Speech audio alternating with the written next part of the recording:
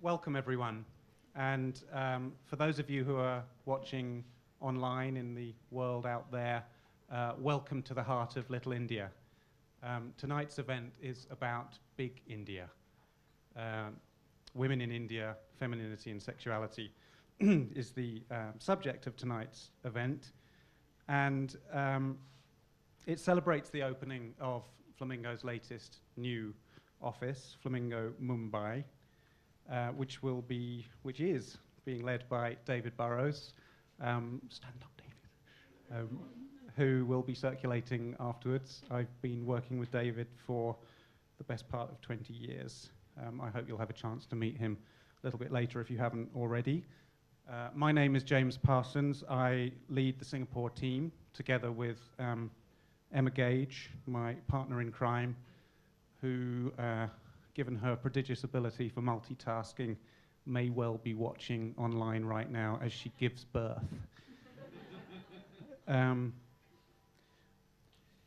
Before I introduce the panel, I'd like to give a shameless plug to this publication, FYI, which bears the same title, Women in India, Femininity and Sexuality. FYI is a publication, a magazine which we put out once or twice a year.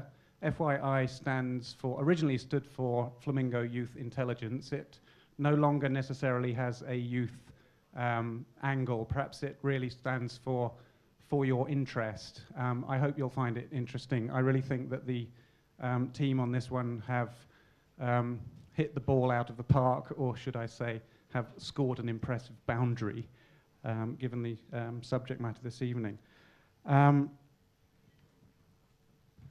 It's got contributions from people around the Flamingo group, has contributions primarily from the new Mumbai team, from Singapore as well, from New York and from London.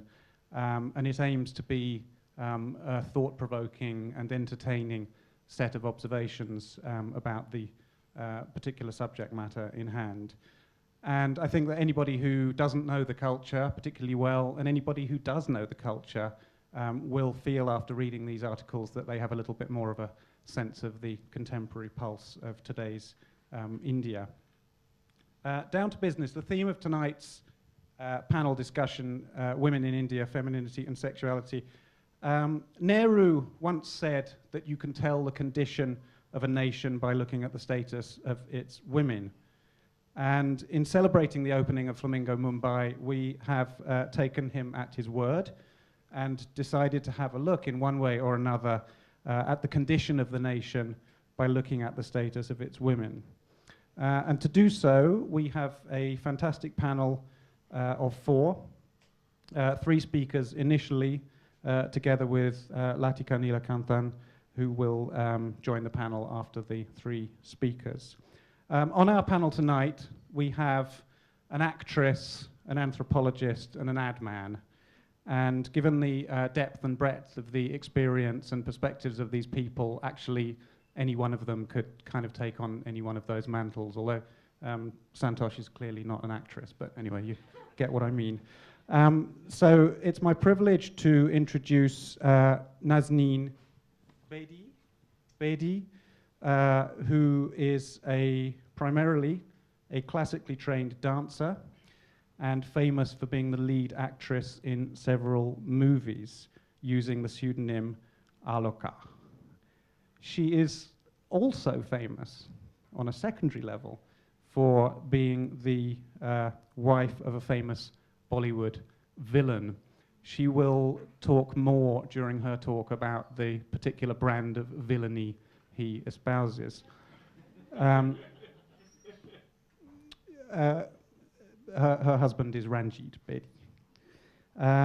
Back to Nazneen, she has her own production company, Ranjit Reels, and apart from her work in film, she is an activist activating against rape and child abuse. Usha Rao humbly informs me that she's not yet Dr. Usha Rao. However, I think you will find her talk adequately scholarly. The bulk of her research was undertaken at the University of Massachusetts, Amherst. She's now based in Bangalore, India, where she freelances as a consultant. Her research projects have been in the areas of development, arts and arts education, and she's also been associated with some exciting ethnographic research projects as well. Usha's primary interest is in understanding the impact of the global city discourse on the transformation of Indian cities, especially Bangalore. And currently she's collaborating with a documentary filmmaker on a film in Bangalore city.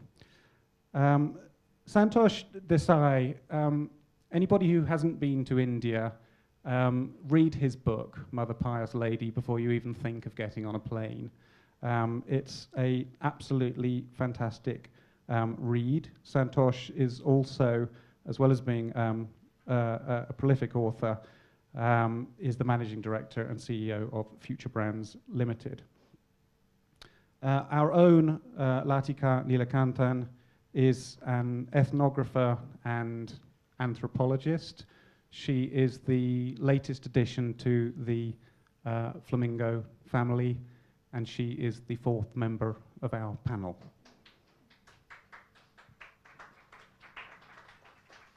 Thank you. And without further ado, I'd like to hand over to our first speaker, who is Nazneen Bedi.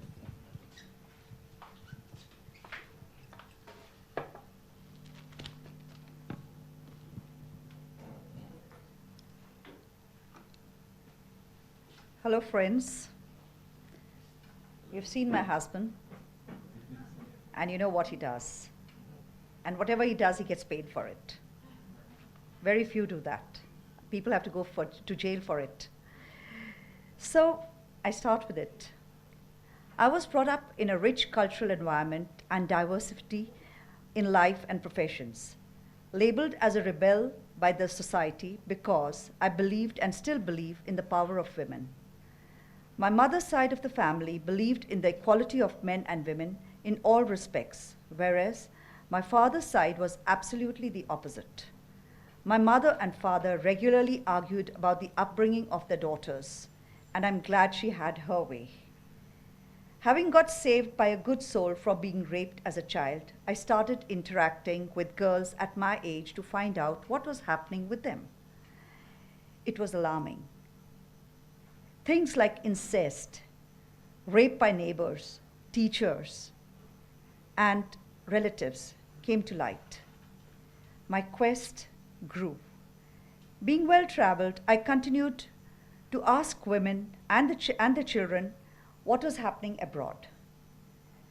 And something sad was there, very, very ugly, which I found, that the girl child, the Muslim girl child, her genitals were being mutilated, just that she should not enjoy sex. It is happening even in today's world. The only conclusion I arrived at was that the woman is the most important base in the formation of our society.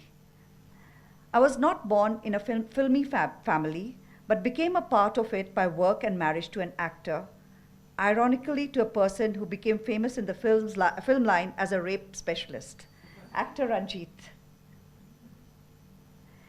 I met Ranjit for a movie, and he was producing and directing a film, and I got involved in the creative and technical departments of production. I ultimately married him. We have 2 wonderful children. When I got married to him, it was only his parents and my parents, and his brother sisters and my brother sisters. No other family was called. And the relatives were told later on about it. When my mother spoke to my aunt and asked her, and told her that, okay, Nazneen has married Ranjit, my aunt was shocked. She says, how could you do that? Why didn't you drown your daughter in the sea before marrying her off to him? She said, why? No, you couldn't have done that. She says, but he's a nice man. She said, no, you call her home, ask her to remove the clothes. I'm sure she must have been beaten black and blue by him. My mother started laughing and she said, look, I think knowing my daughter, I'll have to call him instead of her.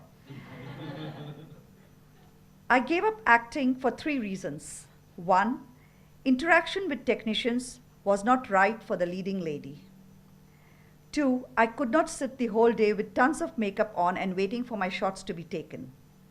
3, the most important, I refused to compromise with the producers and directors who thought it was their birthright to sleep with the actresses. It happens even today, but on a much lesser scale. One of the producers was spreading rumors that he had slept with me. When confronted, he had the audacity to reply that by using my name, he could lure other girls and that he used Hema Malini's name also. I was stunned. I did not know what to do at that time. And before I could say anything, he just ran off from there. I'm sure he is rotting in hell. Effect of portrait characters on the real world. The society has been influenced by the hero, heroine, villain, vamp, comedian, right from the mythological days. This set up the base of a warped up Indian way of thinking about sex.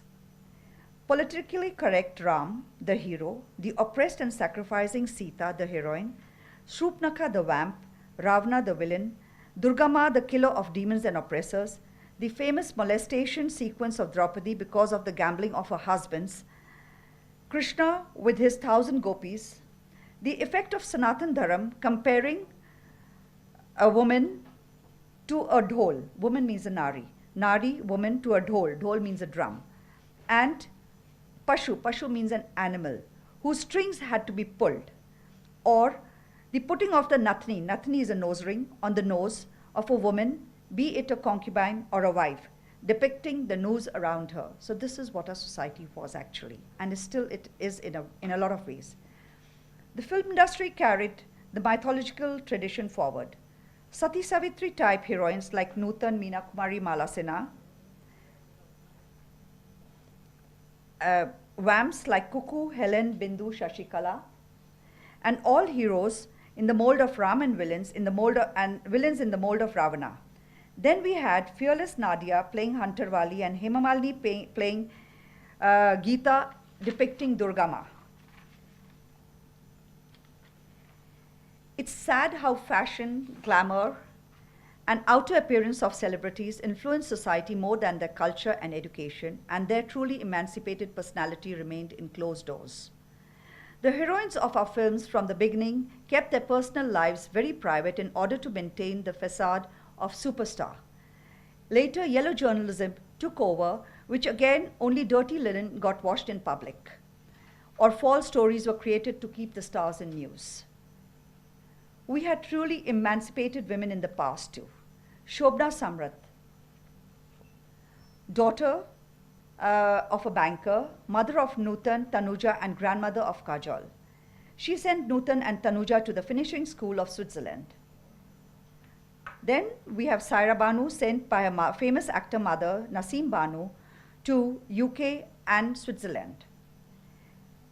Devika Rani, great-grandniece of Nobel laureate Rabindranath Tagore and daughter of the first Indian Surgeon General of Madras, completed her early schooling and then won scholarships at the Royal Academy of Dramatic Art and Royal Academy of Music. She also studied architecture, textile, and decor designing and apprenticed with Elizabeth Arden. Daughter of well-educated parents and philanthropist grandfather, Geeta Bali, acted with abandon and went on to marry actor Shammi Kapoor. Zora Sehgal, who has celebrated her 100th birthday along with the Indian film industry, is an Indian actress and choreographer who started her career as a dancer with Uday Shankar. She has appeared in many Bollywood films as a character actor as well as in English language films and television series. Then we had Vajantimala, Hema Malini, Shabana Azmi, Jayaprada, Jayalalitha, and Khushbu as politicians.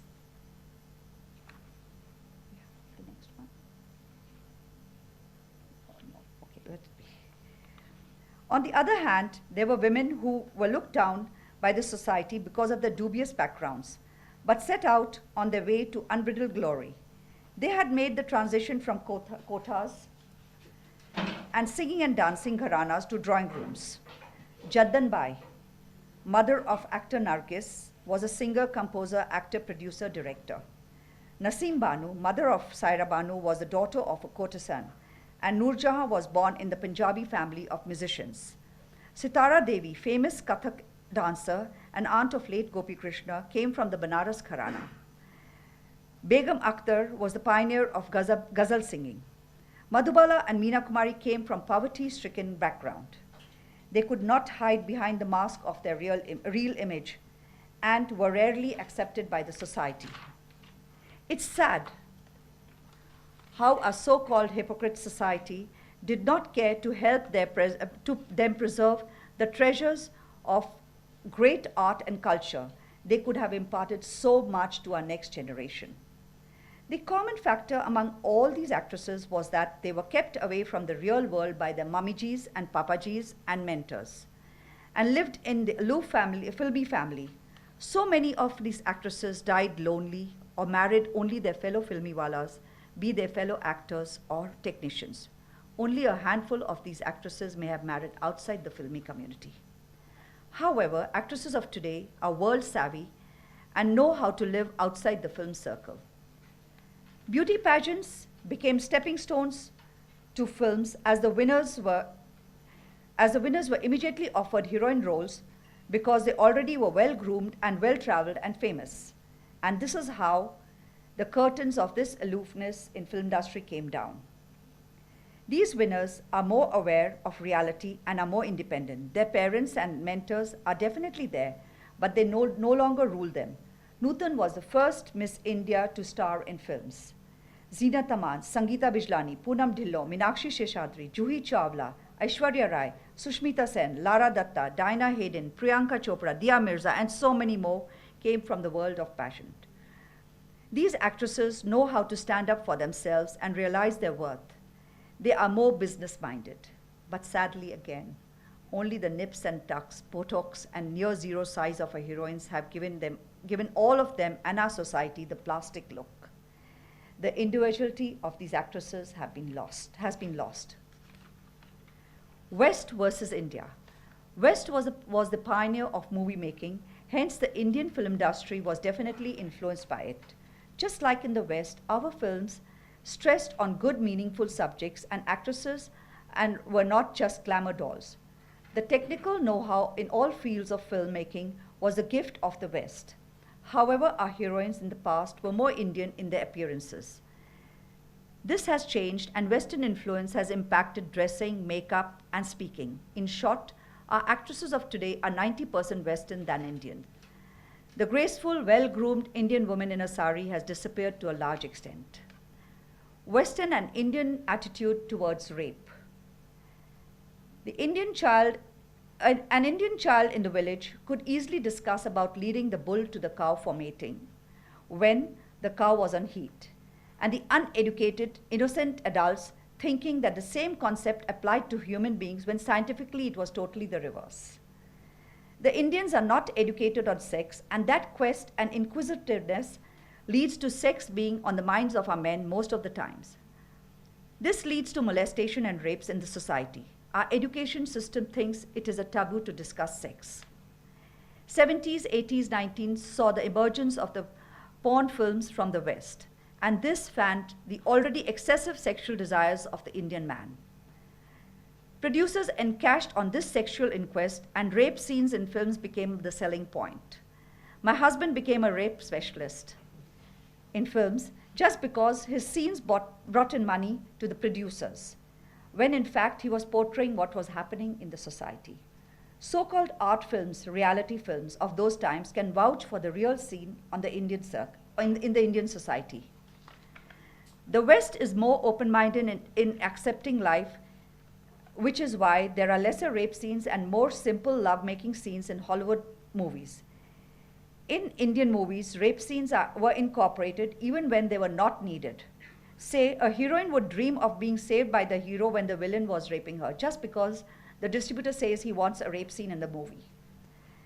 The West compassionately supported the rape victim, whereas the Indian society has and is still victimizing a rape victim. Physically, rapes may have reduced in the present times, but they appear more in numbers because more rapes are being registered at the police stations. I regret I took pity on that lecherous producer and I did not expose him, as I personally knew his wife and his 4-year-old son. Thankfully, the media is bringing such actual acts out in the open for the public to take action. The positive aspect is that the Western influence has made our actresses much stronger mentally. Influence of Bollywood actresses world over. Clothes, fashion, makeup, styles of Bollywood actresses influence the society at large, with women trying to copy their matinee idols. Pakistani film heroines ape the Indian actresses the most. In the West too, Bollywood dances, clothes, jewelry, and fashion have made a big impact. Commodification of the female actor. In the past, the actresses were managed by their parents or husbands and abided by their decisions without questioning them. There are cases of parents ruining the lives of their daughters. Honey Rani, Daisy Rani, Sarika are such examples. Parents leached on to their star daughters who were money-making machines. Now actresses are more aware of themselves as a commodity.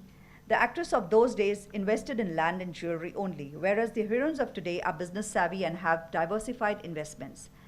They are financially strong and wield great influence on their careers, finances, and future paths. Their parents and managers are just now facilitators and not bosses. This is a positive change. Branding, guest appearance at events, weddings, an actress of today has learned to make hay while the sun shines. The negative part of such commodification is when ads where a woman or child is shown insecure if a certain product is not used. These ads demean the intelligence of a woman. What can an actress do to better the society? The physical and cosmetic influence should now be converted to the influence of substance, where even the star wives can play an important role. Even our censor board has to change their thinking, accepting the fact that everything is available on the net, and for how long can you keep playing the ostrich with his head in the sand? Actresses should not just be dumb figures on NGOs. They should participate actively and lure the youth to think of femininity and sexuality in the right terms. Why is a mother allowing or accepting child molestation? She has to stand up and get the culprit booked. May it be her husband, son, father, brother, or any known person. It is only the woman in all walks of life who can bring about the change and not let sexism overpower femininity or vice versa. It's this woman who will be at the helm of everything and think of femininity and sexuality as her property and not let a man decide for her. Thank you.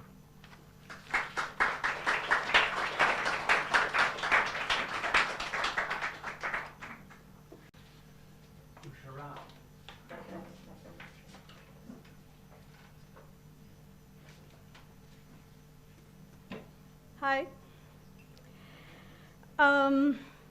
Today's topic is rather wide. It's also very exciting because there are hundreds of things that one can speak, that we can bring to this topic. But however, I'm just going to keep it very simple and flag a few things which I feel have helped me understand the contradictions and the conflicts that women come up against.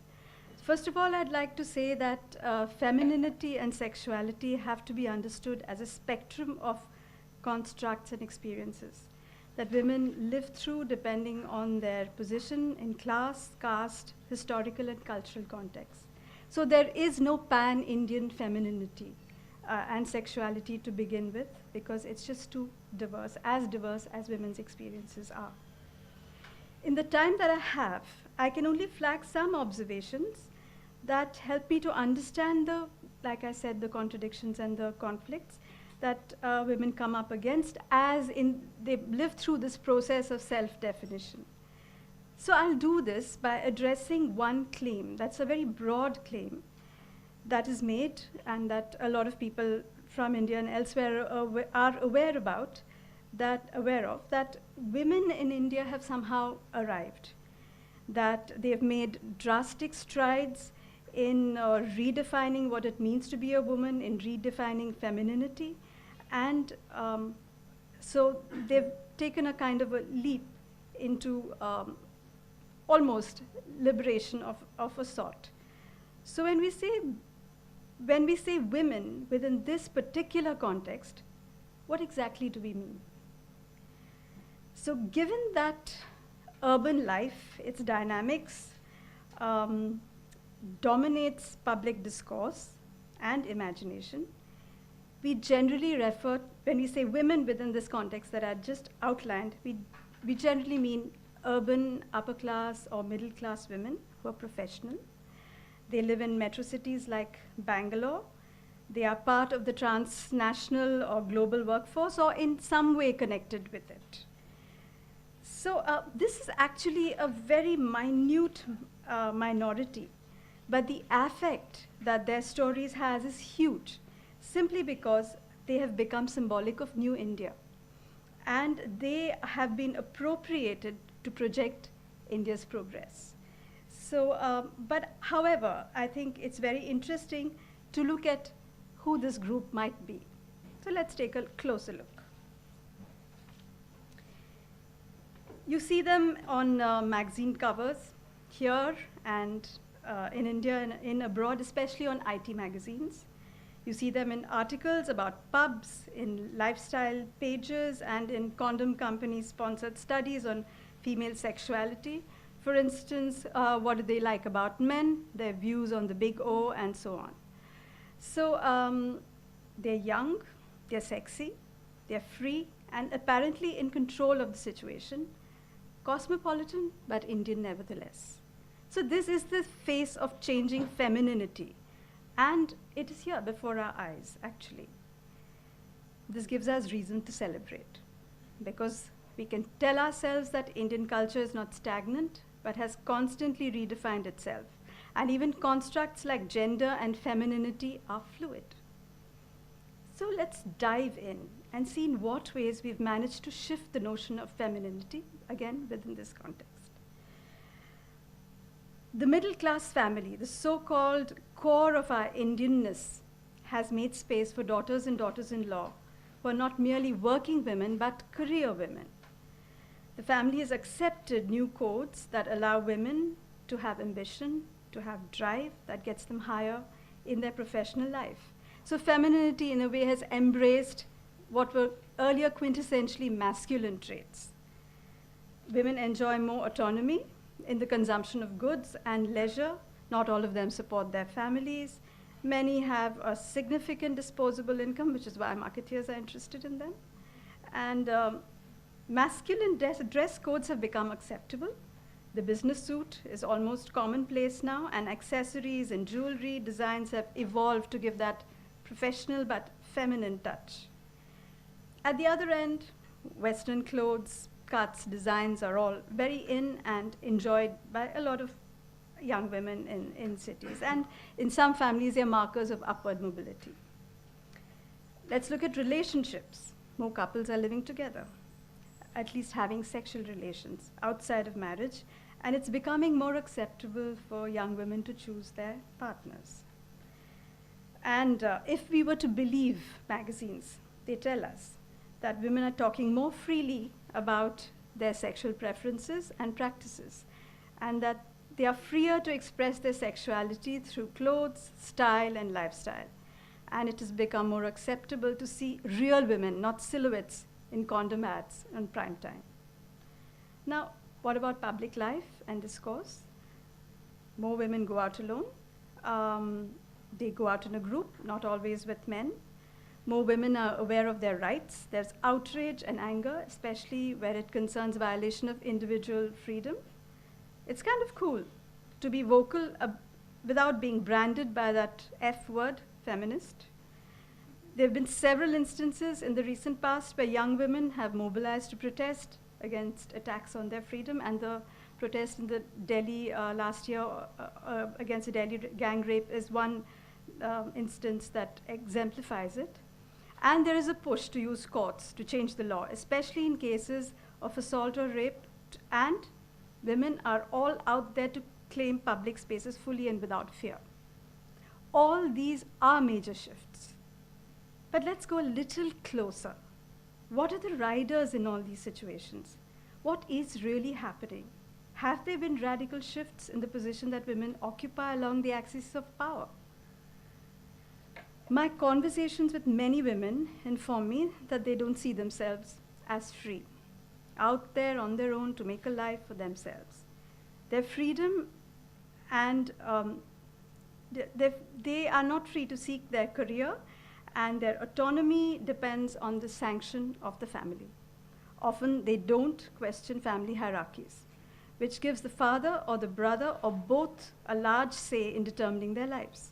This impacts decisions on marriage, affects mobility, literally and metaphorically, as well as leisure choices. How late can I stay out? Can I go out with men? And so on. For example, in return to be quote unquote allowed to move to Bangalore and work, a young woman from a small town has to agree to be monitored constantly on the phone by her brother or her father.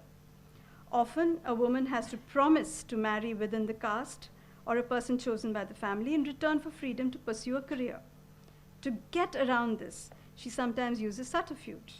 There's a secret personal life, and luckily for her, the internet and the mobile phone offer relatively private spaces.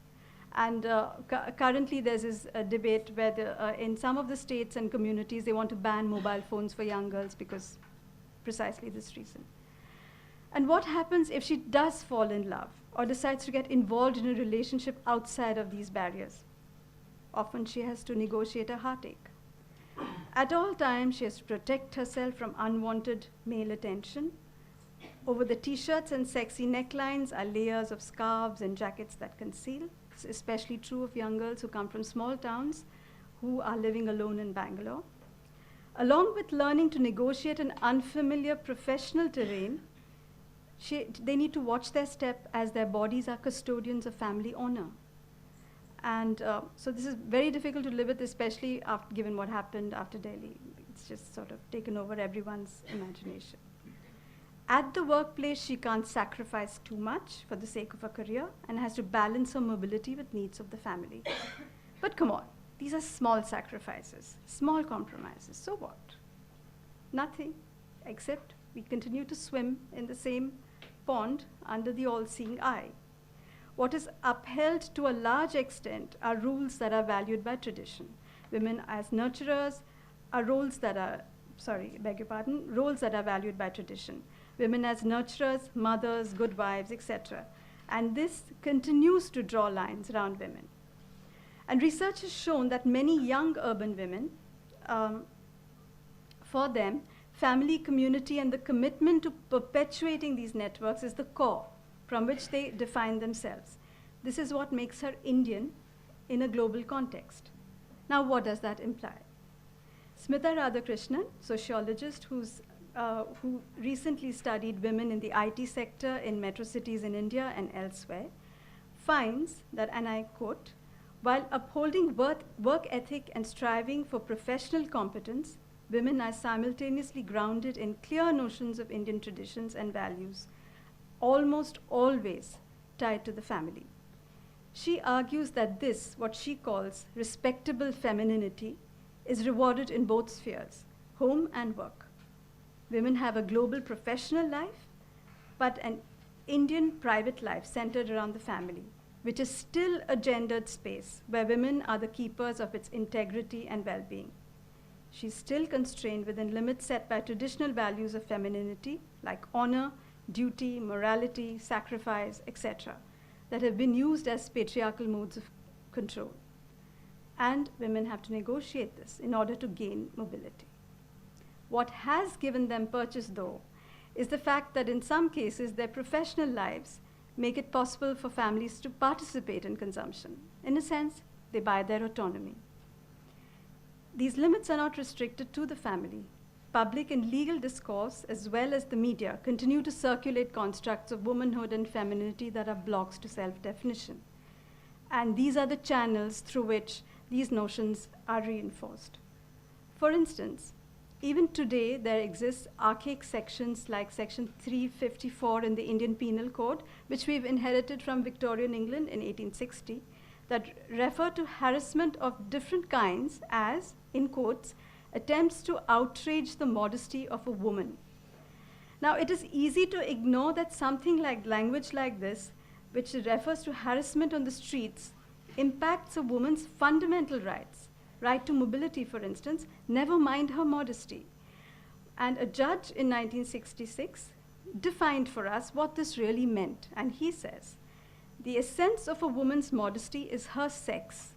Even a female of tender age, from her very birth, possesses the modesty which is the attribute of her sex. This is an old case, but the reason why I'm using it is to say that modesty and morality and virtue continue to be seen as inherent to female bodies. And it is against this backdrop that judgments are being passed. And just in case you think that nobody is using this section, if you Google it, you'll get cases referring to 2013. So despite demands to amend it, it persists. Now, social norms and public opinion hold dear archaic ideas about femininity and continue to exercise control over sexuality in particular. And I just want to raise the extreme case of the so-called elders, the Khap Panchayats in Haryana, who advocate violence against young women who marry outside of societal norms.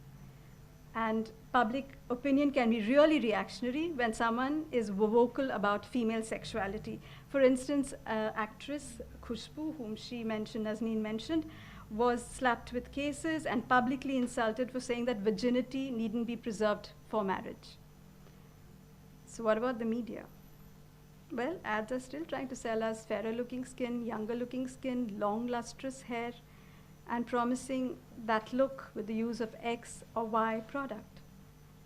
Many women would say good looks, defined this way, they are desirable. But these desirable, so-called desirable attributes continue to reinforce age-old notions of feminine beauty and sexuality. They remain aspirational and a source of envy for those who can't achieve it. Such pressure to look desirable to the male gaze.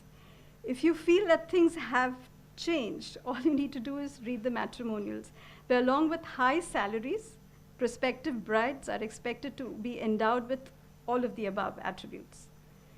And in most ads, the scenarios have changed, but the message hasn't. The fairness cream no longer holds male attention as the prize, but instead suggests that your fairer skin will make you feel more confident at that job interview, and you might even get the job. The message, I think, is pretty clear. Okay, sexuality. There is no space for alternate sexuality. A couple of years ago, a judgment of the Delhi High Court was celebrated within the gay community because it did not legalize homosexuality, actually, but it merely decriminalized it, and this was seen as a huge move. Clearly, there's a long way to go. So as far as women are concerned, it is only a minute section of urban cosmopolitan India that manages to be out. Couples are hounded, disowned by families, and lesbian suicides are not uncommon, even in the proximity of a city like Bangalore. So it's really heterosexual desire, which is framed within marital relations for women. And a thing or two about desire. Desire is always heterosexual, and if it is to be accepted, it has to be expressed, like I said, within a marital context. And it is not discussed in the public domain and is highly risky to do so. So within this context, I just want to share a clip with you, which is from Fast Track, which has been touted as and they make lovely ads. And many people see this as sort of pushing the boundaries a little bit and offering an alternate template of sexuality for young people. So I'd just like to watch this with you, and I won't say anything much, maybe later. Can we have the watch?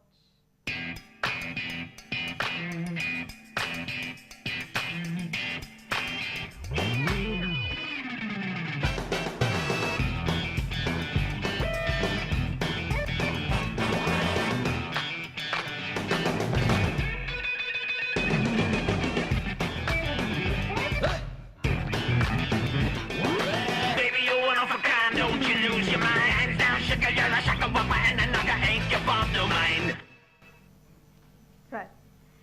So, yeah, I mean, certainly it's breaking boundaries, at least pushing boundaries. But since I have the lectern. I'll just say what I think about it.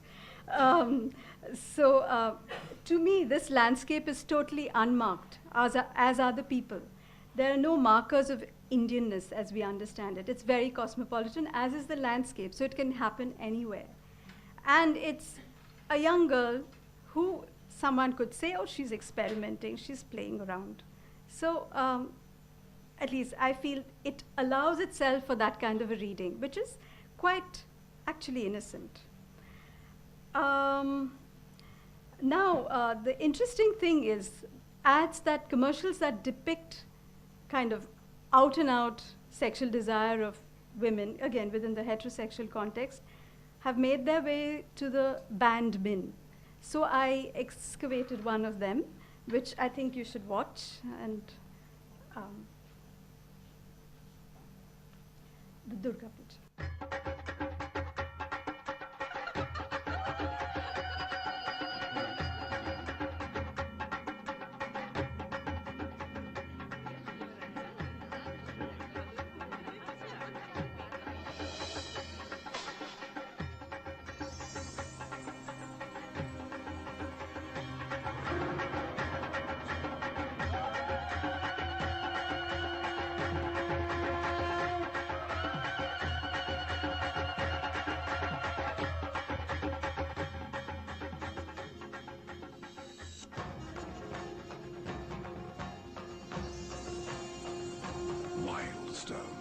Wild by nature.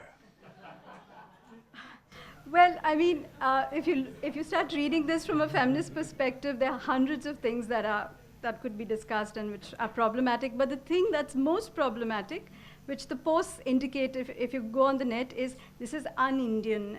It's sort of it's terrible. I mean, this is so, it's sending the wrong message about Indian women and so on. All right. So I'd like to end with one more ad from Fast Track, which I'm sure many of you might have seen. So I won't say any more. Let's just watch it. It might not be the right time. I might not be the right one. But there's something about us I want to say. 'Cause there's something between us anyway. Okay, so this ad has made a lot of waves. But again, old cynical me, when I look at it, I feel, well, it's, it's again it's also ambiguous. There's a conventionally good-looking young woman there who seems looks a bit sheepish, and she seems a little uncertain, as is the jingle, which says, it may not be the right time, I may not be the right one, and so on. So how would this read if you had, say, two more mature-looking women, and not conventionally, feminine in quite this way? I mean, would the reading be different? Would people still be saying, wow, what a lovely ad? Don't know. So I should just really conclude by saying that women continue to negotiate a terrain that is pushing them to please, to adhere to a femininity that continues to be defined by men. And often we don't question it, and subconsciously we try and fit, lest we are left behind. Indian society itself is in a flux. It is also a complex universe where primal, medieval, and contemporary cultural paradigms coexist and also come into conflict. And these shifts that we have talked about have been made in women's lives. They've not come quietly. They are the result of tireless negotiations, balancing acts, and sometimes street fights. So there's no magic here. Looking into the lives of particular women and defamiliarizing the familiar will allow us to understand the processes through which women are creating new meanings around inherited notions of femininity. Thank you for listening.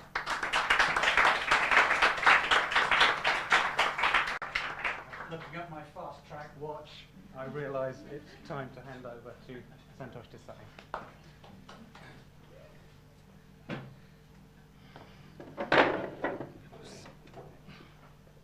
Hi. I'm actually going to present a picture which in some ways is exactly what Usha has spent some time very gently but very persuasively decrying in some ways.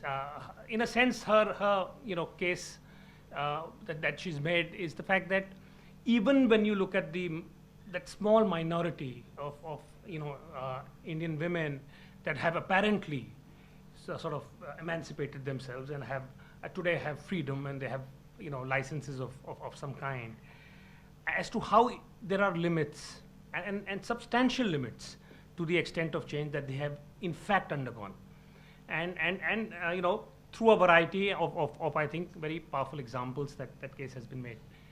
I'm going to talk a little bit about that, about the overall picture and about what has happened, the larger sort of a gender discourse in India.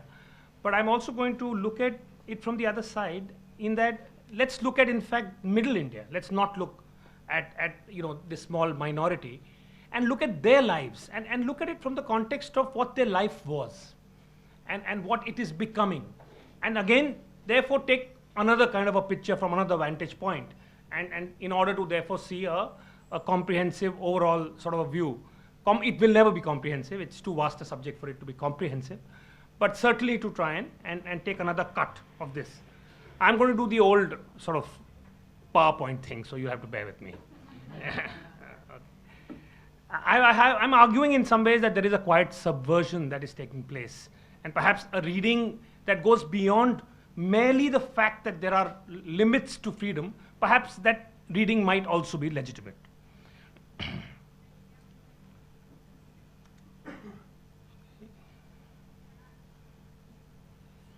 In the world that I come from, when you press the down thing, the slide changes. Oh, it changes there, it doesn't change here. So that's the reason why I'm so sorry. Yeah. Oh, I see. Well, so they tell me. That one. Oh. Yeah. Got it. Okay, thank you so much. Okay, the whole point of having this laptop here was that I'd see it. When I saw now, I'll see it. So I got this laptop in front of me. Okay, it's not a happy space. I mean, to put it mildly, in India right now. I mean, the dominant narrative about gender in India is full of the most appalling horror stories. I think the last 2 years it has never been a happy space, honestly, but the last 2 years have been particularly ghastly. Rape, acid attacks, I mean, a variety of absurd sexist comments coming from, political leaders of all hues, and an overall sense of a lack of safety. These are the stories coming out of India. In India, out of India, these are the stories that are actually that are widely circulated, and they are what is the dominant story, and that is the truth. That is what is happening in India today. One reading of it, and to sort of cut a very complex and long story short, is that in a sense it is the establishment fighting back, and one of those strands of that argument is the fact that it is the revenge of the traditional patriarchy, which has been threatened, and which over the years, having seen the kind of changes that have come in, is kind of marshalling its forces. India went through a whole period where the dominant story that we heard was actually India has absorbed change surprisingly well. That we were all afraid when there would be opening up, economic reform, there would be a whole lot of changes, and there would be a closeted traditional Indian society having to contend with the forces of sweeping change, and it would be overwhelmed. And the story went that it wasn't overwhelmed. In fact, the multinationals had to change. McDonald's stopped serving beef, and India won. Was broadly the kind of a triumphal kind of accounts that were talked about very often. In some ways, it could be argued that it has reached a threshold. Change has reached a threshold which has invited in a retributive action, and where some mobilization has taken place of traditional forces, which is now fighting back and is trying to retrieve some ground. The larger feeling, and this is feeling that we pick up from a lot of work that we do across the country, is for the first time you find this sense of men becoming anxious. For the first time, the idea that men get evaluated. Now this world over, this men, men do get evaluated, but particularly in marriages. But in India, the idea that my wife is judging me is a new thought. For instance, I remember this interaction that we had in a small town where this woman is telling us that, I often tell him, the husband, that, the other match that I had, that guy now has a car. And this good for nothing guy, he's not got promoted for the last 5 years. For a guy, in a context, that Indians would have grown up with, you would find that kind of a challenge is a fundamentally very disturbing. The equilibrium that you've always assumed is shaken, and I think that you're beginning to see that in a variety of ways. And therefore, the argument that this is a backlash, that too much has changed, and the anxious man diminished in real life. And you look at cinema today, the whole, for those of you familiar with the Salman Khan brand of sort of masculine potboilers, where the dabang where it's a ridiculously fantasized form of masculinity, which is impervious to gravity, to bullets at a scale.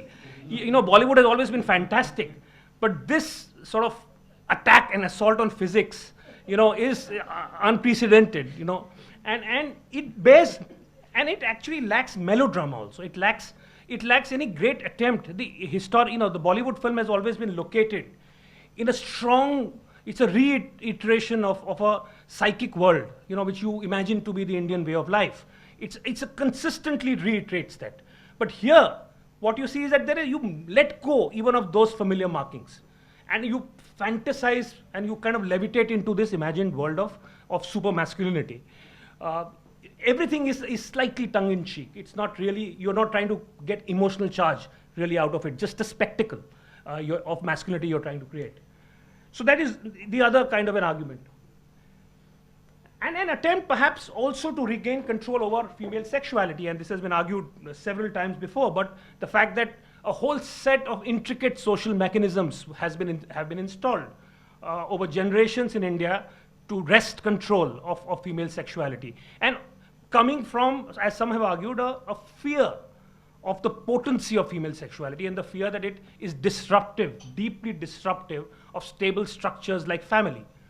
And to me, I find, the small symbols, apart from the fact that you get, women got married at an early age, before, fertility had opportunity to do any sort of, to go sort of looking, as it were. And at the early marriage age, but what I find fascinating, one device which I particularly find fascinating, whoever dreamed it up, was a genius in some senses, in some particular way, was the notion that till a generation back, and even now in some parts of India, women could not call their husband by name after marriage. They refer to them as, AG, or, sunte ho, which means, are you listening? Or, Mohan ke papa, which is, the father of my son. AG, actually, the closest translation is a respectful form of hey you. I cannot think of any other way of translating AG. But if you think about the power of that symbol, it is extraordinary. Because to imagine a marriage as a social contract between two communities, consummated through the almost incidental device of the husband and wife. In fact, very often in Hindi cinema, the way this subject was brought up is the mother of the son saying, "Ke beta mere liye bahu le aao. Get me a daughter-in-law." And she was not kidding. She was getting a daughter-in-law. This guy had to get married to her in order for that to happen. So he was sort of, for a week, go off on a honeymoon, and sort of, after she's back, she's kind of confiscated by the mother-in-law. And so many such devices that kept check, and the idea, therefore, and even the body was controlled in a sense much more socially in terms of norms of maternal, the imperative. If within a year of marriage, you haven't produced a baby, strangers come and ask you, as to what's wrong, is something all well? But it's the truth. It's not really an exaggeration. So at one level, but what is happening in India is that two things are happening. At a certain level, the elaborate set of mechanisms that were implicitly keeping things sort of under control are gradually, and gradually being the operative word, beginning to crumble. And therefore, for a variety of reasons, you are beginning to see that those very tight set of controls. Earlier, for instance, in a family gathering, the husband and wife could not sit next to each other in a lot of communities. If the moment the husband sat, if the wife was near, she would get up and sit. It was somehow improper for them to be husband and wife, in a very literal kind of a way, meaning they were husband and wife, but let's keep it civil, The other change that is happening is the sort of air cover that is being provided by popular culture, which is giving new kind of reference points that leads to changes of a complex kind, not only of one kind, but that's another variable. In a sense, you can break it down into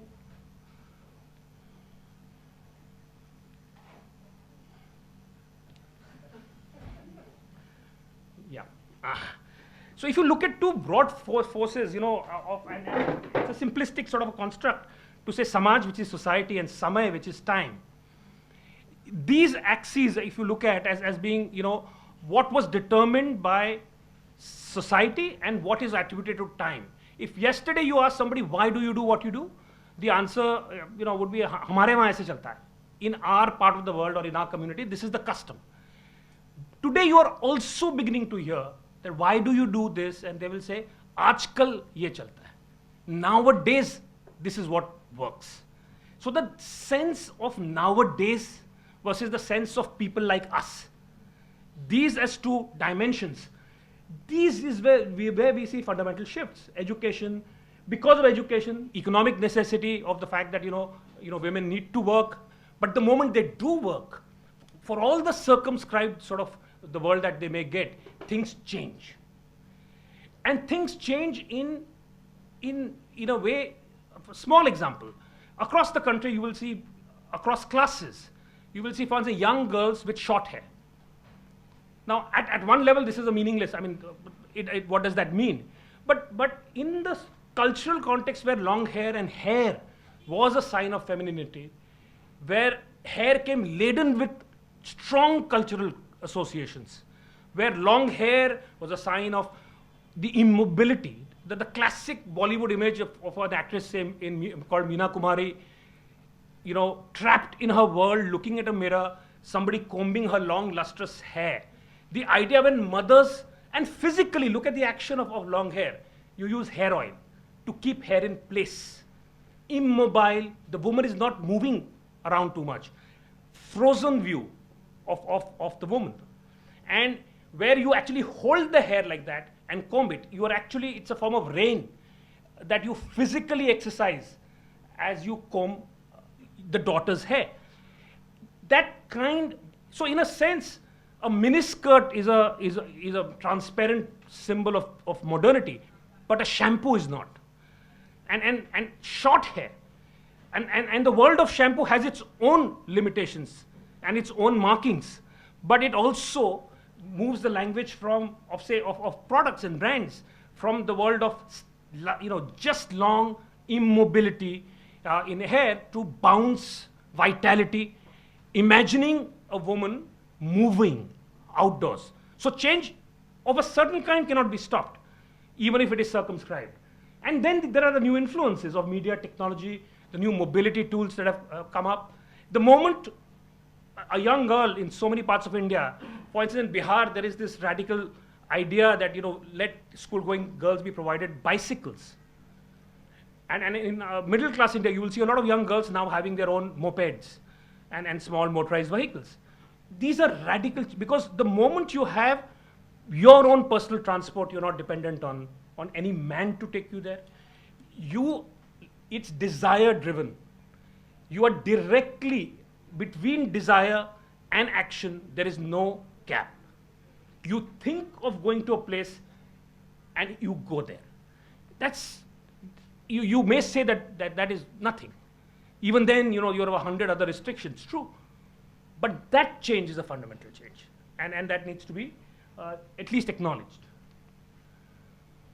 So in a sense, what you're seeing, I think, is this sort of a place between a hollowed out tradition, in a sense, over a period of time, More and more, you're finding tradition as a costume, an exaggerated enactment of tradition, while hollowing out, and the attempt is to hollow out the meaning, while keeping up the pretense of continuity. That is a subversion of some kind. You celebrate, so for instance, I come from a part of India called Gujarat, which has a 9-day festival where people dance. It's called Navratri. And it's where, when I was younger, and several years ago, and I remember that, we used to go to these dances. For guys, it was not the dance, you dress up in traditional costume. That was you were supposed to. It was kind of infra-dig to do all that. You just went there and you essentially watched the girls who were, who did kind of dress up, etc. That was broadly the plot. What has happened over 20 years is one would have thought that it would have become, tradition, would have died. The opposite has happened. Tradition has become almost hallucinogenic, the costumes have become dramatically, psychedelically sort of traditional. And so at one level, you could say it's an embrace of tradition. At another level, abortion rates shoot up after Navratri. So not everything is traditional in that festival. So this interesting kind of a use of tradition you're beginning to see. So at one level, there is tradition that is a costume, and modernity is a sort of a costume drama, in that a lot of modern superficial actions are promoted and are emulated, but the modern mindset in terms of looking at the power of the individual, in being able to imagine a new context, is missing. So what you're seeing is that, so for instance, what happens is that cinema, advertising exhorts you to lead a certain kind of lifestyle. But when you lead that kind of a lifestyle in a superficial sense, you really don't have control over the signals that you are sending and the way they get decoded. Because the world outside hasn't changed. So in a sense, you are almost set up by consumerism to enact a life that society is not yet ready to fully absorb. And that creates a tension of another kind. The other side of the gender story, if you were to move out from the larger picture, is in a sense what I would call the uncapitalized sort of view of gender, not the gender as in its capitalized form, but in its everyday form. And I'm, like I said, looking at Middle India. There are many freedoms won, and there is a new landscape that is emerging, and it's important, in my view, to acknowledge that. There is, in fact, what you find when you particularly go to small town India, we do an exercise, where we, a bunch of us, about 25 of us spend, over a 3-week period, we travel across the country without any agenda, just to immerse ourselves. And over the last 2 years, we've touched 73 towns in India. And it's just to get an overall, direct sort of a sense of what is happening. And what we find quite remarkable is that when we meet women across the country, we are talking about Middle India, we're not talking about, the exalted sort of few in the metropolitan cities. There is a determination to be positive. It isn't that everything in life is wonderful, but the determination is to be positive. And it is managed in a variety of ways, by keeping expectations low, by finding ways around problems, by not thinking of problems as being defining of your life condition. You use a variety of methods, but you try and find a way. The other change that you see is the ability to use tradition rather than be used by it. More and more, the ability to find tradition and say, this is useful. There was a time when the Indian woman, particularly in marriage, was defined entirely by the roles that she played. So at any given point in time, as she moved in the house, here she was a dutiful daughter. She's gone into the other room. She's a sacrificing mother. Here, everything is a role. Today, you find that there is a play acting also. So you play with the mother-in-law. You play the role. You are not the role. And in a variety of other ways, you manage the tradition artfully. Ritual as ally. For instance, there is a festival called Karwa Chauth, which has been made famous by Bollywood. and is now, it was limited to a small part of India. Now everyone is kind of duty bound to follow it in some form, which is really about a woman fasting through the day till the moon is sighted, and then she gets to eat. It was a somewhat dreary festival of sacrifice, as I remember it, from my childhood. It has now been reimagined completely as a festival of an enormous amount of fun, in the sense that the focus is not on the fast, but what happens once the fast is broken. Now, in a lot of cases, you see the husband has to fast along to show solidarity, with the wife. So he fasts along with the wife. There has to be gifting that must take place because of the wife's sacrifice. And of course, through the fast, the wife can eat a variety of things. So it's not really a fast. It's just a symbolic fast. I mean, it's the idea of a fast that is enacted rather than the fast itself. It's an interesting inversion that has taken place of an idea. You've taken an idea and you've transformed its meaning. And also you find, and this is what marketers have figured out, that the most amenable site of consumption is tradition. If you want to sell something in large numbers, market it along with tradition rather than along with the new. For instance, there's a festival which most parts of India had never heard of. There's a festival called Akshaya Tritiya, which was, I have traveled across the country, I've lived across the country. It's only in a small part of India that there was a festival where you were supposed to buy gold on that day.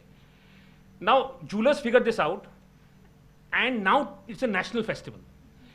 There are huge ads, before Akshaya Tritiya, and suddenly everyone feels duty bound to buy something on that day that nobody had heard of till a couple of years ago. But because it comes garbed and cloaked in tradition, it is easy to do so. Sorry. The other, in a variety of ways, taking quiet charge of one's destiny, the career orientation, and interesting that you find, so many times housewives from really the middle class in small town India looking at us and saying, I'm more than a housewife. I do much more. The sense that I go outside home, there is a life that I have which goes beyond being defined only by what I do at home, is a strong desire that keeps recurring.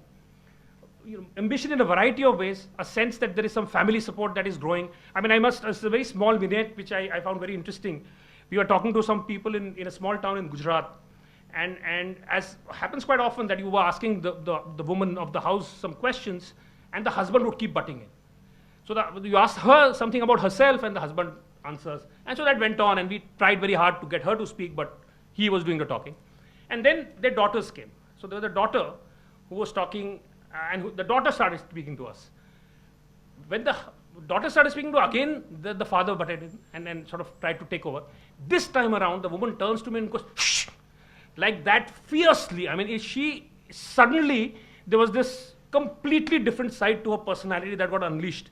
And this sense that when you speak to young girls today, you will find the fact that the mother is ally, the fact that women is allies, and that there is this beginning of a new kind of a sense that, vicariously sometimes, but there is this new sense that this needs to be, women, young girls need to be supported in their endeavors to what they want. There are other sides to this story also. There are enough other examples of this not happening, but you are beginning to see more examples of this happening. And therefore, making the most of what is legitimate. What is legitimate is defined by somebody else. This question, what Usha spoke of being allowed to do things, is a recurring motive. You will find people saying, and it is always, I am completely confident of my abilities, if only nobody comes in the way. If only when I get married, my in-laws don't object to my working. If only my parents allow me to go and study in some other town. But if I'm allowed to do that, I can do anything. Equally, that is a powerful idea. And therefore, you will see in a variety of ways. For instance, one or two things that I'll pick out on here. Marriage, for instance, sex, and the idea of sexuality and being in touch with one's sexuality, finding expression for it, is a very circumscribed space when you talk about Middle India. But the expression of sex in marriage is an area of vast pleasure, involvement, and a huge amount of, there is anticipation, and when we did some work in the lingerie space, and the amazing amount of almost innocent glee with which that question is engaged with, and where it is displayed, the lingerie, when you're talking to them, when it is remarkable for the simplicity of that pleasure, and the involvement, the intensity of the involvement. You find that, so that is a legitimate space, so that is sort of partaken of with glee. We've spoken of the other things. And winning the right to all forms of mobility, economic, social, personal, enabled by technology, I think that has already been touched upon. The mobile phone is, in a sense, everything that the establishment objects to, at a certain level, those are things that cause radical change. I mean, they've not misidentified. The mobile phone is an instrument of dramatic change, because it allows you to vault over everything else and to connect with anything that you wish to. It is a dramatically sort of empowering idea. And therefore there are new sides. The internet is a new side of self-expression that you're beginning to see. The other very important sort of an underlying sort of a pattern, if you like, is the fact that most of these women, when you speak to, they avoid absolute labels. They do not want to label their change, because they, in a sense, are living the label but avoiding being called by it. I'm tradition. I like tradition. I like to abide by tradition. Family is very important. You reiterate fidelity to the past while trying to win in a variety of ways your space in the future. That simultaneously you are playing this two-faced sort of a game, because you understand the power of the past, and you understand that you really have to find your way around it through a variety of subversive means. That is really the truth for a lot of these women.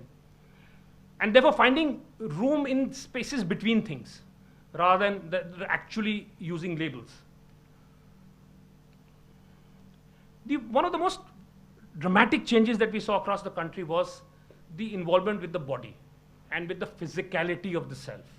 And at one level, this can be imagined as part of a consumerist sort of a conspiracy, fairness, and that is also true.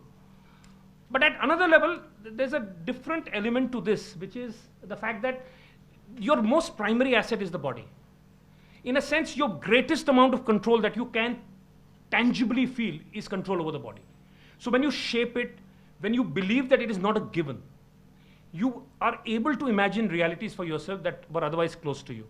And this you find, in fact, it was interesting, in small town India, the people who spoke most passionately about being change agents, people who talked about, I am telling these people how to live, were not the teachers, were not the journalists, were not the leaders, but they were beauticians, they were dance instructors, they were event managers, they were people, the studios, photo studios, you've written about the Alwar photo studio, it's so typically, true.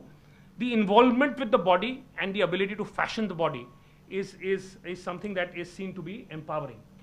And the self is a kind of a project. And you see this therefore in, the above is from something called a Frankfin school. The Frankfin, is actually converting, takes girls from really small towns and converts them into stewardesses. So they're kind of airdropped into culturally alien territory in a matter of months. And therefore that brings about a whole set of changes. I'm just going to run through this. I have already got my let's wind it up sort of a thing. So we'll wind it up, The other interesting thing about sexuality is currently in this set of people, there is low body anxiety. In fact, the body is rebelled in. For most women are happy with their bodies. They are not oppressed with an idea of a perfect body which is defined by somebody else. They are in fact quite comfortable, and then they revel in that idea. And in fact, the sort of caveat is not her sexiness in terms of how her body looks, but should be able to carry off whatever she wears. The pleasure of the body is being able to wear nice clothes and revel in the experience of the new sensations that the body allows, rather than the body itself. As you move up the ladder, you will find a different reality, but as far as this part of India is concerned. And you extract little alcoves of sexual expression or expression of sexuality.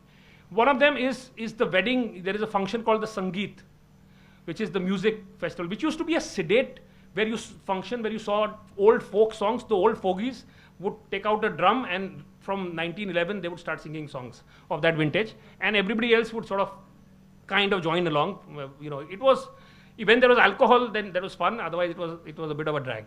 That has been reimagined completely as this rocking Bollywood style function where you find women and middle-aged, all kinds, performing the most sexually suggestive sort of routines on stage.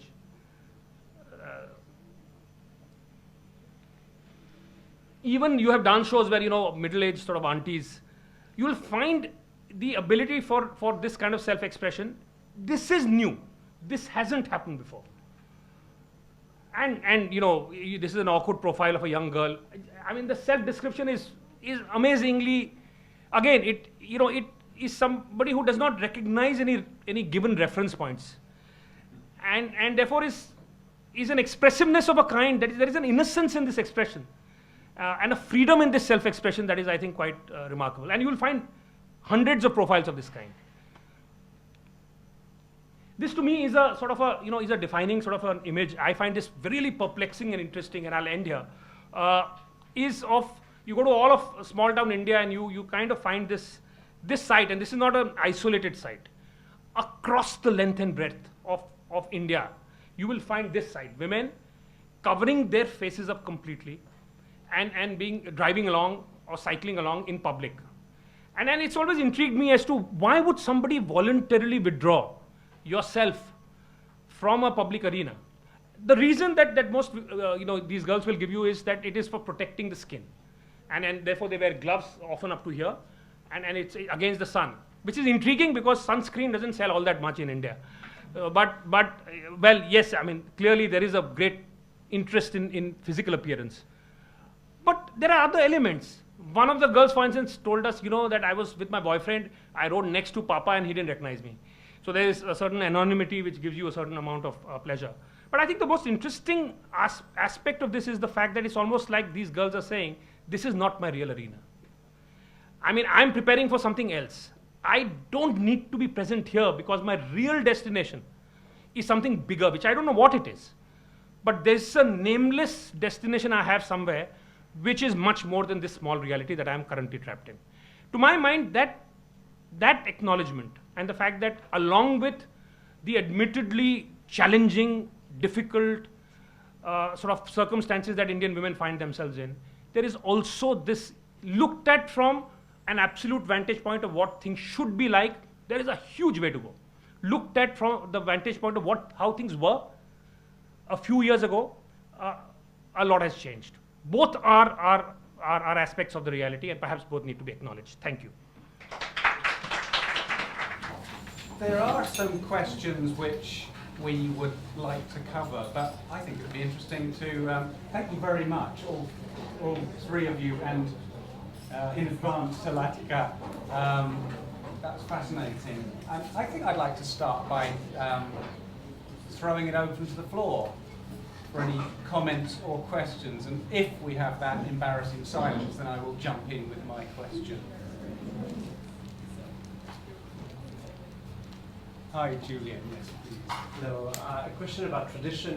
Santosh was saying that marketers and advertisers are kind of embracing tradition and almost creating or inventing kind of new pan-Indian traditions, like Akshatratya or Kavashor. I was wondering, beyond just Bollywood and marketing, what is driving this? Like, why is this so popular with people in Gujarat or in other places who are embracing tradition? I would be speculating, but it is my sense of it is the fact that there are two or three things that work together to create this. One is that the notion of anything pan-Indian by itself is there are not too many things that are pan-Indian, and therefore things that sound Indian and are kind of applicable. And so this idea of a pan-Indian cross-fertilization, whether it's in food, you're beginning to see that the sort of interaction between regions when it comes to, say, food is deepening. Earlier there was some interaction, but it's, South Indian food meant idli and dosa. Now you begin to see that is actually deepening, ripening, and therefore you have a sense of this kind of a pan-Indian cultural cross-fertilization begin to take shape. Also, as community-based deep tradition gives way, and there are a lot of people today, for instance, in marriages, there are a whole lot of people who really don't know what the customs are. So they know that some obscure Sanskrit-like things have to be done, but you don't know what they are. You know that, so the sound of tradition, in a sense, has a certain, which has a ring of tradition, I think is sought, but the specifics of it are not understood. So things but there is a comfort that is felt in tradition, that there is a legitimacy that is provided, and therefore partly I think consumption, which historically has evoked anxiety in India, because there has been the reflexive response to any proposed consumption has been a certain holding back and restraint. That's been the instinctive reaction. Although that is changing, it helps to be legitimized by an aura of tradition around something, even if that tradition is not genuinely authentic as far as you are concerned. But the idea of tradition is more powerful than tradition itself in some ways, perhaps. Other questions from the floor, or challenges even? There's a theme I want to ask you all to speak about, or one or two of you to speak about, which is that since the Delhi tragedy, there have been campaigns created by brands almost telling the men of India to protect Indian women's izzat, their honour. And there has been, if you follow these stories online, there has been a kind of accusation that these brands are indulging in a kind of spurious feminism, and that they're not really talking about equality and freedom for women. I wonder what the panel thinks is the reaction from women in India to these advertising messages.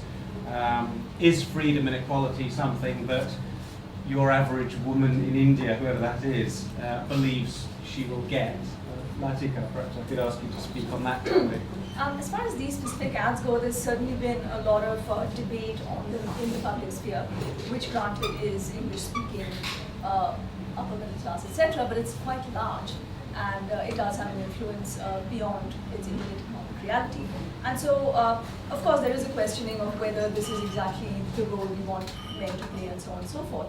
But I think what these ads are doing is precisely they're calling upon men's comfort in playing these roles, because in a scenario where something like the December 16th event has happened, what other dignified role is there to play? And not much imagination has been devoted to this, and therefore there's this fallback on the protector's role. But I think what it does is obscure a very interesting space that's coming up, which is, I think, part of the outrage. A lot of men were part of those protests, and we might debate their role in those protests. And while I'm sure a lot of them were there because they felt that they were protectors, women need to be protected, etc., I do think there was a sentiment out there where there was a part of male subjectivity that actually identified with what the woman had been through, which is, so if you look at gender as just a set of meanings that we use to organize society, there was a part of these men that actually felt like that woman, is what I really think, which is, and what aspect really of this gendered identity, which is, I'm giving a certain meaning to my actions, which is not congruent with the meaning tradition has given to it, right? And this is really where the tussle over women's behavior comes about. And it's really about my freedom to define my behavior as I choose, which I think men feel as much as women do. And I think a lot of the debates after this incident happened were about what should a man do in such a situation, and so on and so forth. And I think there was this sense that there is a certain pressure on men to somehow sort of be the hero in situations like this. And that's not always a very welcome kind of pressure. So I mean, what these ads have, I think, missed is a very interesting space about the fact that men might actually share the victim position in some sense. And I think the wider changes we're seeing in society point to this, which is, for instance, the protests for better governance, right? You look at urban Kindergarten and so on and so forth, which is the state should somehow improve society and make it work like it should. The state should dominate society, and that's not happening, right? And actually, that's what this was also about. The protests were also about the state isn't actually turning this into a civilized modern society. Where is the rule of law, right? So I think that's something that men are feeling as well, because increasingly they're not. I mean, they're in urban spaces, they're working in offices, and that protector role really, there's a way in which it's decaying, and you know, it's not really forming properly in this new era, and so there's a sort of looseness of meaning there that I don't think ads have really capitalized on, which is how do we address the man? And they've all decided to address him as the protector and so on and so forth. But there's a far more interesting space where he is, in a way, sharing some of the attributes of the victim. Usha Rao, is freedom and equality something that women in India feel that they will get? Gosh. I think very quickly I'd like to say, just to respond to, just one more thing I'd like to add to this is, unless I'm terribly mistaken, one of the problems I had with the Gillette ad was many of the men were working class men.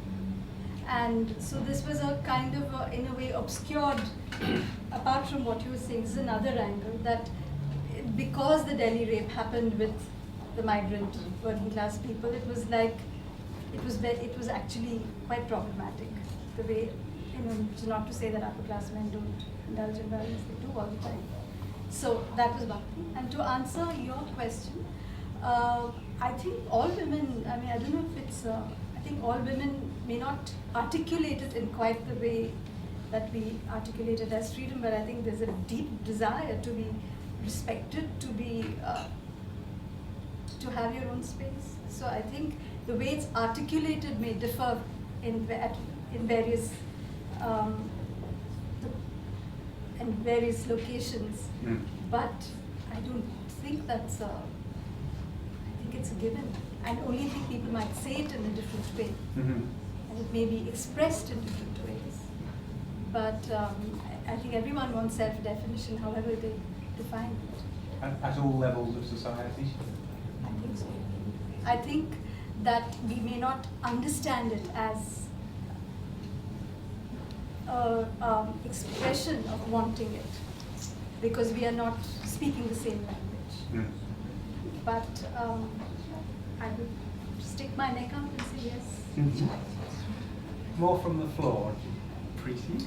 Well, I have issue with what you just said, just because, I mean, I read a recent article about right after the Delhi tragedy, where women, you know, wrote articles, talked in the neighborhoods about why was this young girl out at night with a woman, with a man, sorry, you know, past 10 o'clock. Why was she, and it wasn't men that were saying, yes, politicians did say things that were inappropriate and horrendous, but women in, you know, local women in neighborhoods, right, were saying things that, I mean, there was a beautiful letter that was written by a young woman to the neighborhood aunties. I don't know if you read it, but it just talked about, don't say these things because this person could be your daughter or your sister. I mean, right? So it isn't, but how can you say that all women do want this when they themselves, I mean, there are women in society who are saying this. But when you say freedom, I might understand, I may not accept your notion of freedom as going out alone at 10 as a kind of freedom, but for me it may be, you know, the freedom to visit my brother when I wish. So I think there is a huge bandwidth, as it were, of freedoms that at each point in time, historically, you're wanting a certain kind of thing that you express as freedom, but what another person might articulate as a freedom to you might seem like an aberration because you're not occupying that position. So I think you need to see it as, you know, within the contours of the location that people are speaking from. I mean, I have something to say. A woman can only really be free the day she starts respecting herself, and then she will respect the other woman. What is happening is a woman is not respecting herself, and that's why she's not able to respect another woman. So what we have to do is we have to ask the mothers, the women, that start imbibing them within yourselves, and then you can only impart that to your sons or daughters or whoever they are. So till the mother doesn't change, the mother doesn't, it's like a mother-in-law phenomena. The mother-in-law is changing. Why? Because the need is of a working woman. She doesn't want the control now. I've heard telephone cross-line conversation where a woman was telling that she wants a bahu who's a working woman. I'll look after the children, no problem. But I want a working woman because money is needed in the house. So a woman has to respect herself first. Why should a man respect her if she's not respecting herself? So that is what has to happen. No, I was just saying that, I mean, what Usha just said, but about the fact that freedom is an idea that is a personal idea and the definitions vary. But in the critiques that we've heard after, what happened, I'm not sure if that same understanding of the fact that it can be defined relatively, is often what is expressed. What is expressed is a defined notion of how things should be, and reality is measured against that notion. In a larger sense, what I have found a little troubling in this whole dialogue is this. It almost seems as if we believe that society can levitate into a completely transformed version overnight. No.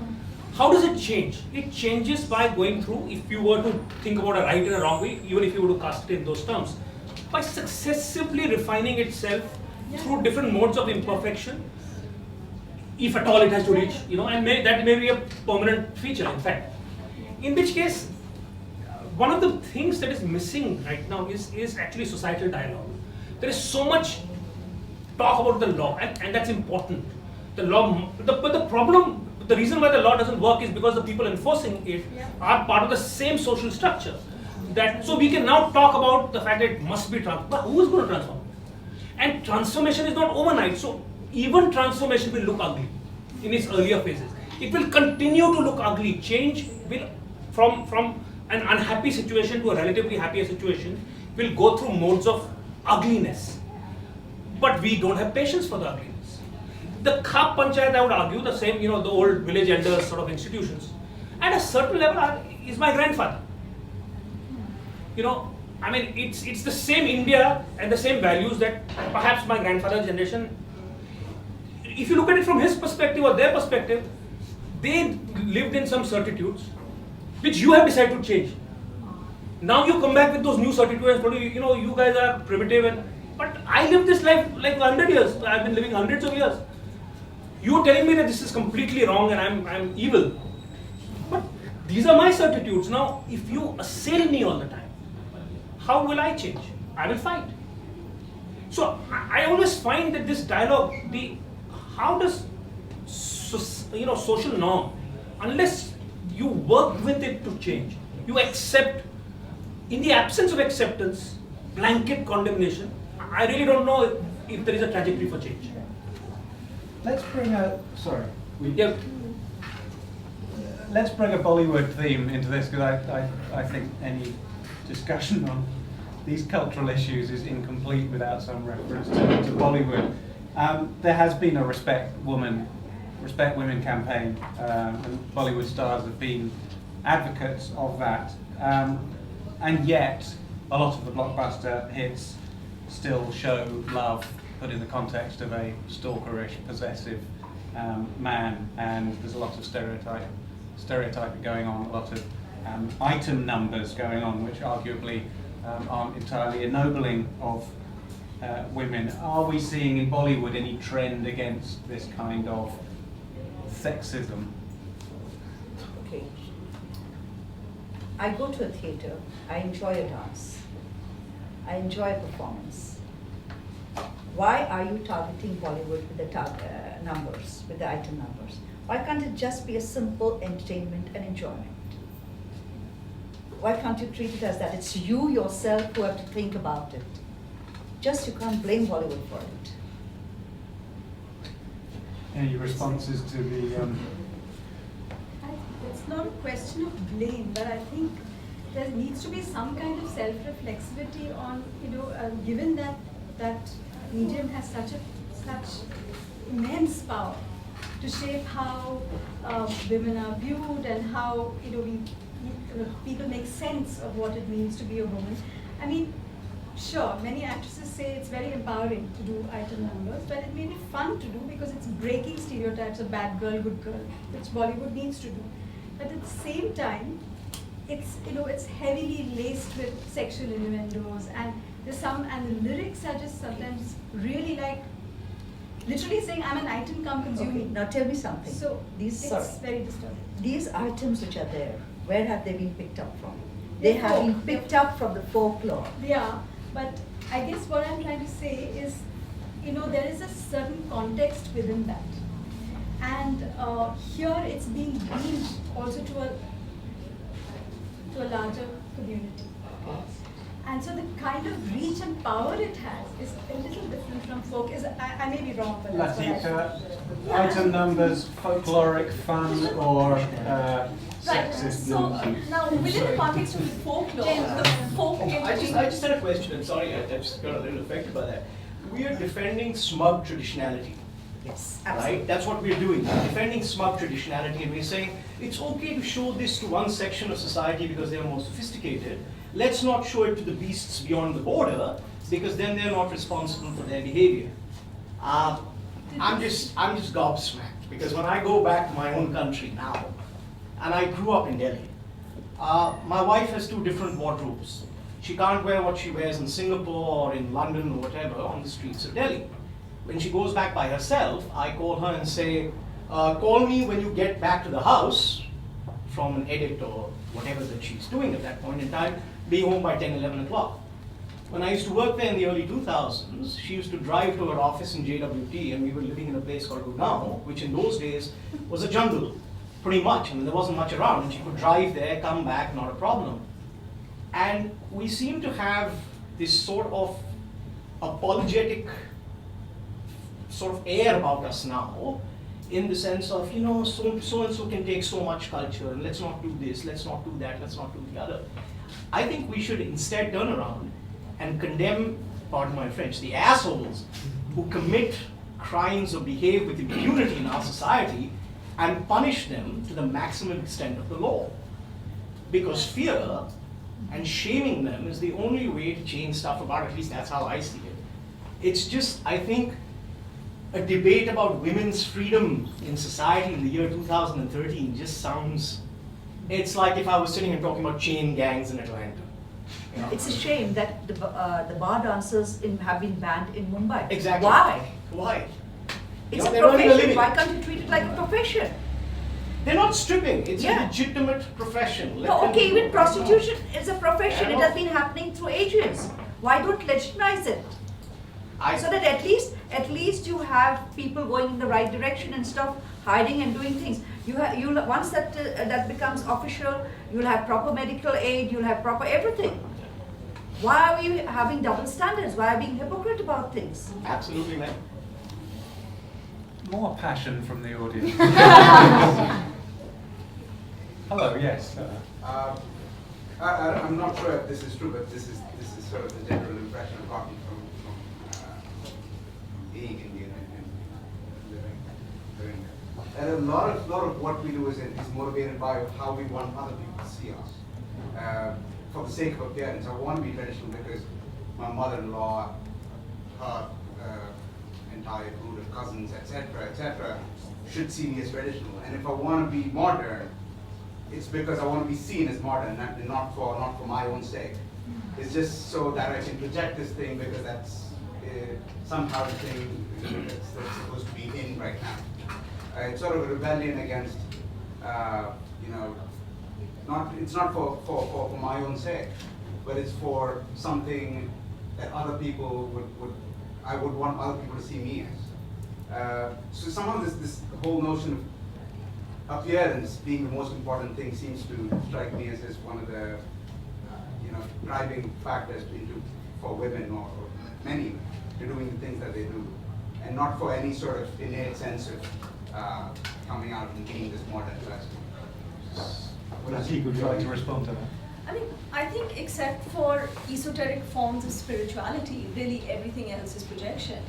And, you know, that's just the way it is, really, you know, unless you're kind of doing intricate yoga in the confines of your home. I mean, everything else is about projection, and that's part of the meaning system and part of the way people transact and create meaning, and it's not less real because it's projection. Take one more from the audience. Thank you very much. Yes. So I'm just curious, I feel like a lot of what was discussed tonight was sort of this idea of a first wave of kind of transitional feminism arising in India, in the sense that it exists as a foil to tradition and in reaction to tradition, and that perhaps there will be future waves which will be somehow more original or authentic, or for lack of a better word. So my question would be, as you look at the point of arrival going forward for women and modern women in India, what do you think looks contrasting or very different from the experience of sort of the modern woman in the West? And what will be unusual, especially as you think about sort of marketing to those individuals and the aspirations that they have? According to me, the women in the West are, they are independent mentally. They think for themselves.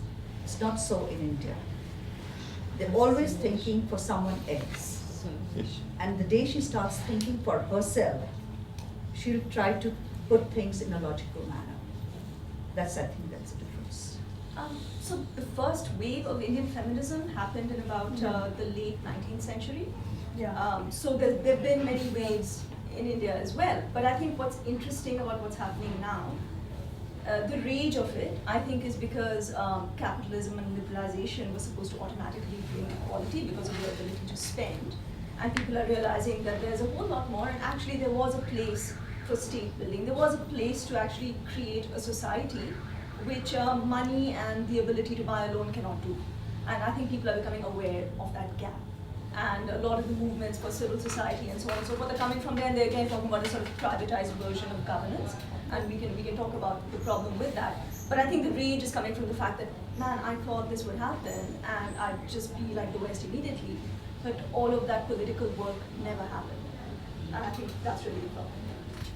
So what do you feel is coming from the Indian women? I grew up in the States, and my sister and I have both dealt with, just figuring out for ourselves what is the contrast to tradition versus modernity, right? And so what do you feel like the Indian women are bringing to themselves? Like, what are they holding on to, and what are they letting go of?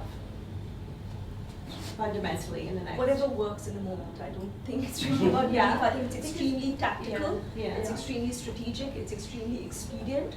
I don't think there is really a core of belief in tradition at all, but people are very well aware of what's going to work, what little spaces can I find together.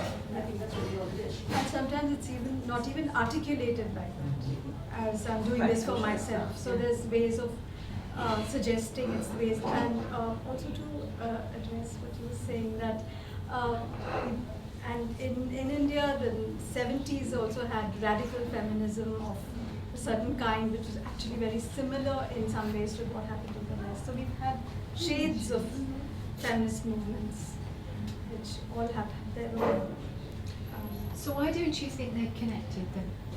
So unlike the West, which frankly I don't think is also, I don't think the West is particularly emancipated. So why haven't they connected? So you've had these waves, what's stopping? That's what's intriguing me, what's stopping? I think, I don't know how to really answer that. Or maybe it's a platform thing. And you're absolutely right. What does the West mean? There's no monolithic West out there, and there have been shades of different kinds of feminist movements. But I should qualify, I think in some ways it was a rejection of how they understood patriarchy as a system of control, which meant marriage, which meant and wanting to be, rather than have the same and different discourse, it's same and equals. It's right. So wanting to go into traditional male spaces and so on, and rejecting marriage. And this was a breakdown of the patriarchal there was sort of form. But that's like, nobody, talks like that now. That's like, there are some, actually not so much out there as it was perhaps in some time ago. So to answer your question, what's stopping, maybe it's the same reasons why it's stopping women in Europe or So is it self-respect? Is it self-respect? Is absolutely. it patriarchy? It's Is it self-respect. And secondly, there's a fear still in women that if we do this, what's going to happen? They're not willing to take that step forward and say, no, this is right, this is wrong, we will go our way. So it's a fear. Somewhere there's a fear. Still. Fear born by what? By patriarchy. ages, by tradition. It's in their blood. That fear is in their blood. It's there. It's there right from the ages, because it will take a long time for it to disappear. That fear has to go. That's how. And once that fear goes, they'll get their self-respect. That fear has to go. On that note, there is a traditional male space at the rear of this room known as a bar, and I sense thirst in the room, other than those smart Women people first. at the back. Women first. But sorry, I wouldn't say that. Why women first? Why not? Why should they be first? Again, you're comparing. Why are you giving the women the chance to be first? Why is a man first? Because I respect my thirst just why as not? much. Why not a man I first? respect We my are equals. thirst just as We much. are equals. We'll go to the bar Let's together. go together. Let's go together. Let's men and women go together. Exactly. That was exactly the spirit I wanted to invoke. That I hope these conversations can continue over perhaps another glass of wine. That's what it's there for. I'd like to say a huge thank you to the panel here, to Latika, to Usha Rao, to Nazneen, to Santosh. I think this has been a hugely interesting discussion. As I say, I hope it carries on. I'd also like to give a really big thank you to Preeti and Jane, who have put a huge amount of work into this.